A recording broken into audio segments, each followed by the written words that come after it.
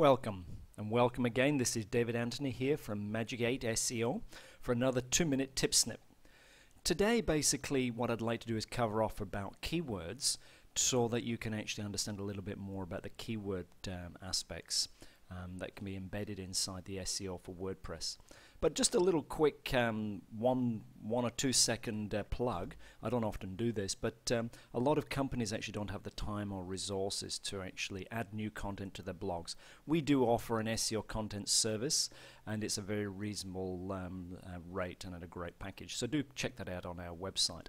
So basically, going back into here, you might have noticed earlier on that I don't tend to use any keywords in here, and yet keywords do appear in the HTML of the page.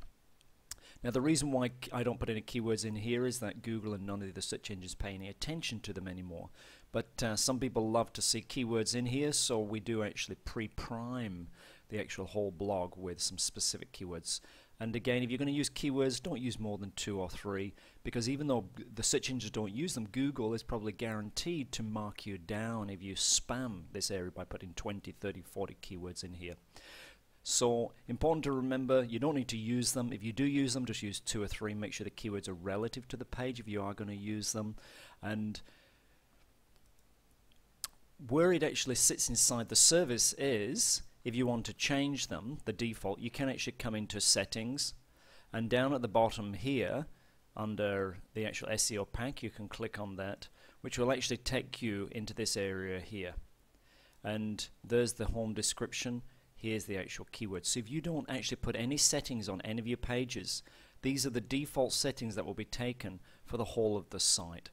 And again, you don't need to use keywords, but if you are, make sure you're using relative ones, relevant ones, and don't use too many. Don't spam.